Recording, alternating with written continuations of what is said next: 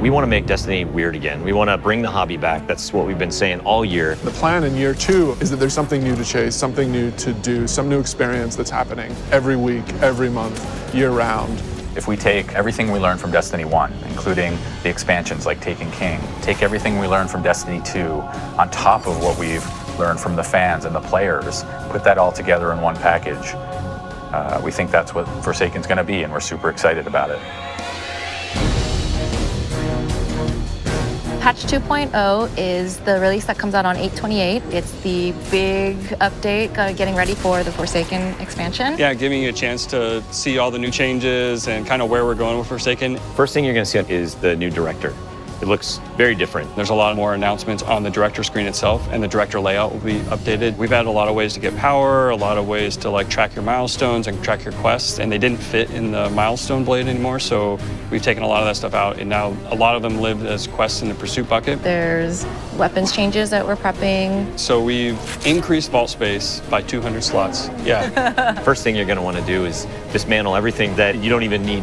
So you're going to have a lot of room to work with, but random rolls is going to be interesting because you're going to want to keep a couple before you start to realize which one of those random rolls that you really want to keep.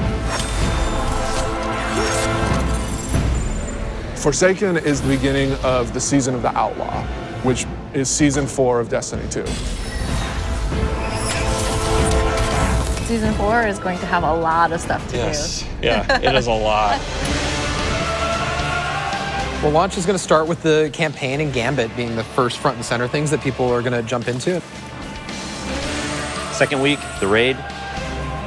We're really focusing on systems that players can engage with besides just power. So we have lore that you can go find out in the world. There's items and bosses you can kill that will tell you a story that you can go read in the game. We have bounties that are like on all the vendors and that like tell a story and are part of that destination loop. Find your way to the Dreaming City, and then you can see that the Dreaming City evolves.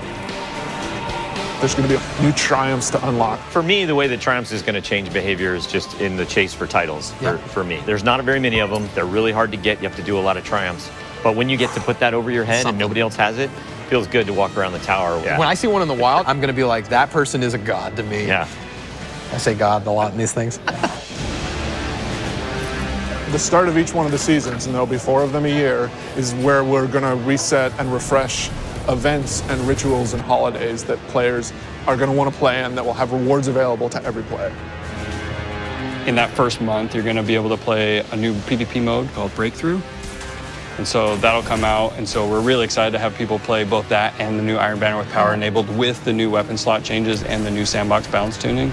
So we think that's going to be pretty exciting. Yeah. We try to ensure with all of the seasonal content that there's exciting short-term chases for someone who just wants to log in and try out a new event or a new experience. And if you really want to grind your face off, there's also rewards that'll be exclusively for the most committed, most skilled Destiny players.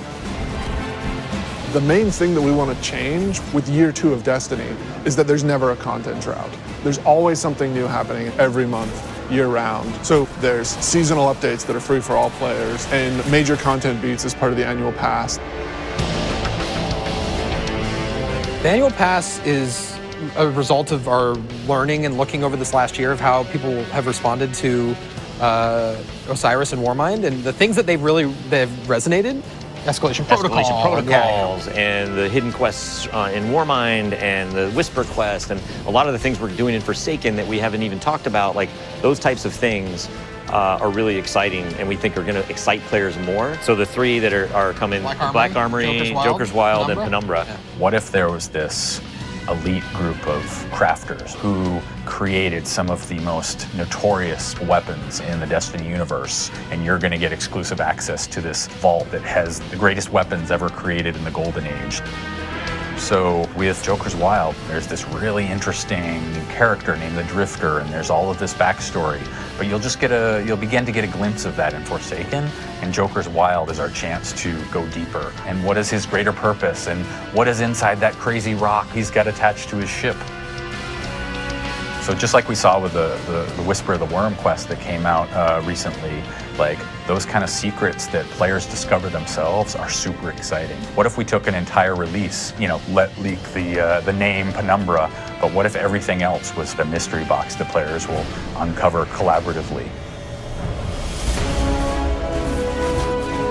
It's not since Taken King that I feel like we took a game, we got a lot of things right, we got a bunch of things wrong, and this is our chance to go back and reset the ledger. I mean, there's so many different things that Destiny 2 did that set us up for this, and then Destiny 1 did a bunch of things that we'd walked away from at Destiny 2's launch that we're embracing again, and so Forsaken takes the best of those worlds and puts it into one package, and we do think it's the best version of Destiny. And then adds more, something absolutely. new. I mean, yeah, honestly, it's what the game needs to be.